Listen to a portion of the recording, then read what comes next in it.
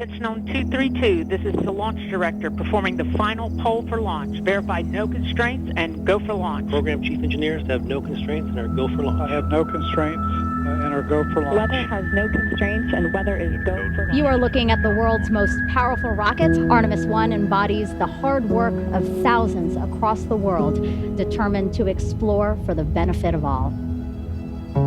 After years of testing and talking and testing some more, Artemis I finally carried the dreams and aspirations of the world back to the moon. I knew this would be an exciting mission. I mean, we haven't left low Earth orbit in over 50 years. Nobody on my team had done it. Most of them weren't even alive back when we did it last. It has been a culmination of many years of hard work. It certainly represents a lot of that design and effort that we have put in to build the first human spacecraft for NASA in over 50 years. It sent a message to the world that we have laid the foundation for a generational rocket. We are not just going to the moon, we're going to prove that we can live and work on the moon and establish an outpost on the moon for future distant exploration out to Mars and beyond.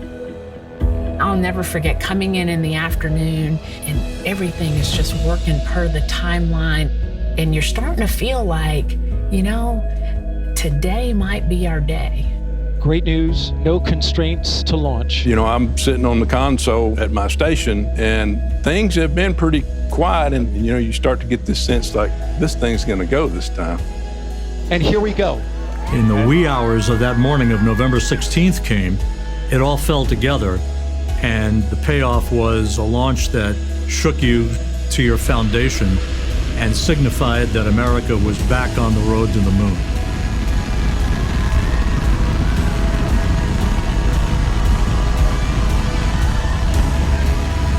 And when that vehicle lifted off the pad, the windows began to shake. And the building announces that that vehicle is flying. I was overwhelmed with joy and excitement, not just so much for me, but for the entire team, for the country. It was eye-watering.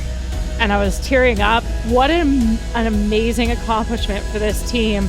I'm still shaking a little bit. That never gets old. That is always one of the coolest things you'll ever see in your entire life.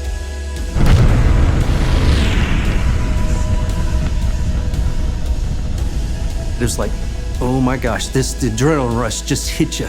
And I knew this is it. It's game time. We're off and running now.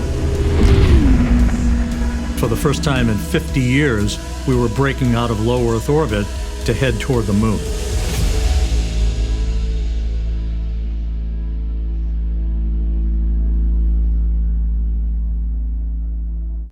And attitude for solar array deploy. Saw deploy initiated. Copy. Flight info for solar arrays released. After the vehicle was put in its preliminary orbit, meaning Orion and the ICPS, we had to wait for translunar injection, and that was a whole different game. Let's go have a good burn and let's go to the moon. Let's do it. Now, if you think about hitting a keyhole in the sky, it was all about that translunar injection burn from the ICPS. Without a perfect burn from the ICPS, we weren't going to the moon. We certainly weren't going in the right place. That little RL-10, the engine that could, went on and had the longest burn it had ever had in the history of the RL-10 program, which goes back many, many years. SLS set us up for success. The launch vehicle and the insertion point was over 99% accurate to where they predicted. Orion is now flying free, attached to the European service module and on its journey to the moon. We had video from Orion shortly after the translunar injection burn was complete. Orion flipped around and we took pictures of the Earth, and I had no words. It was just amazing, amazing. The views of our blue marble in the blackness of space, now capturing the imagination of a new generation, the Artemis generation.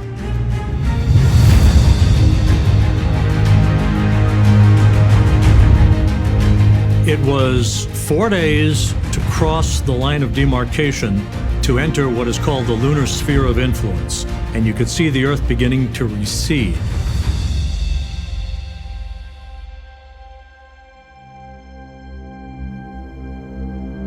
Our first big burn was the outbound powered flyby, which is the one where we went right by the moon. Orion was actually on the backside of the moon, so we did not have communications with it, so we had to set everything up ahead of time.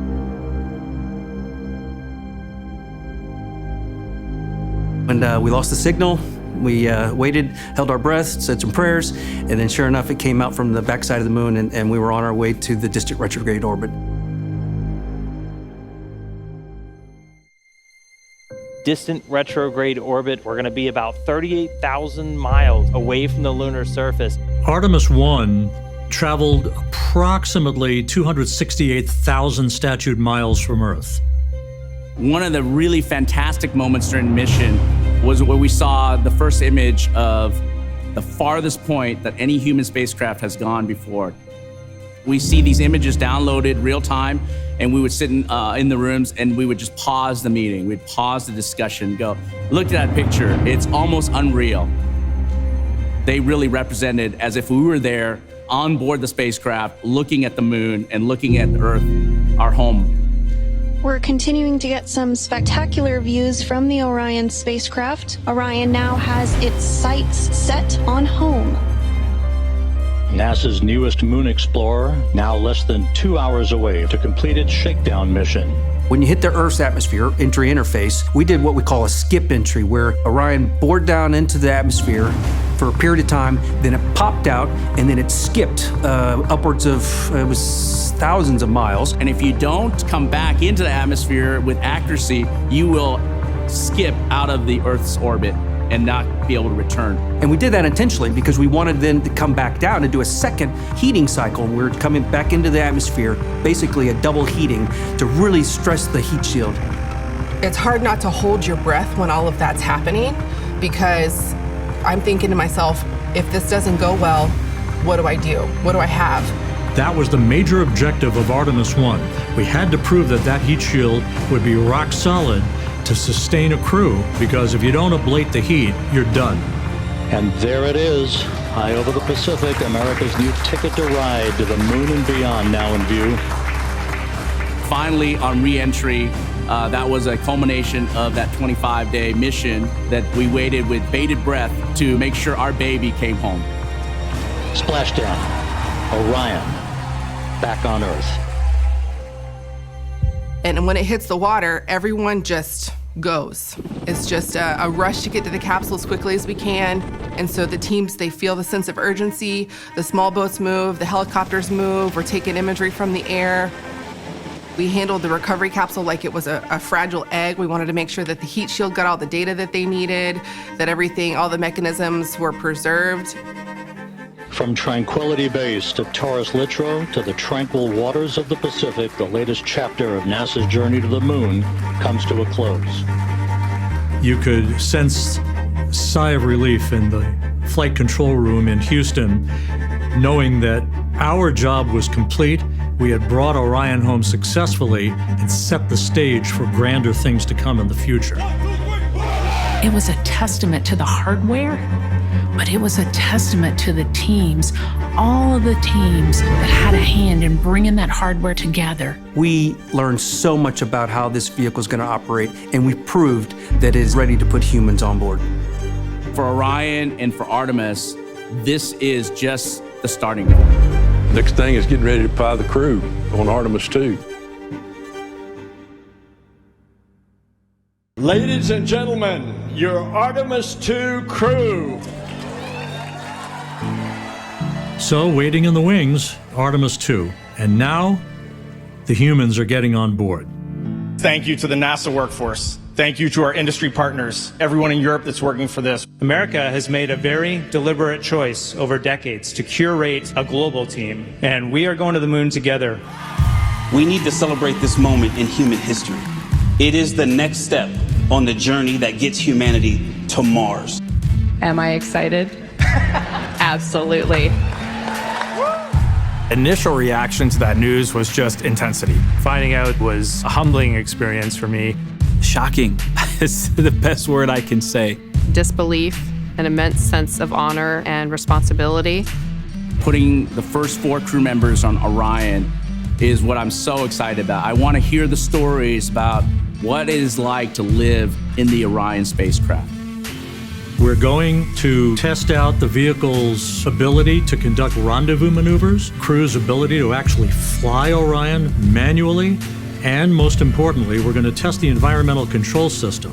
We got humans on board. We got to keep them safe. We got to keep them breathing. And then we're going to have them come back at that high-speed entry of 32 times the speed of sound to make sure that they can survive this for future missions.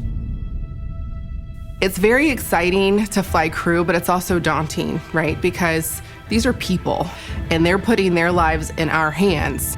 This one needs to perform and will perform as good or better than the first one did. And so we have new launch commit criteria, we have changes to our procedures, changes to our timelines. We have new systems for crew, we have new systems in the capsule, we have an emergency egress system, we have new recovery systems. We want to make sure that we've gone through those time and time again so that when launch day rolls around, we're ready for anything that the hardware may throw at us.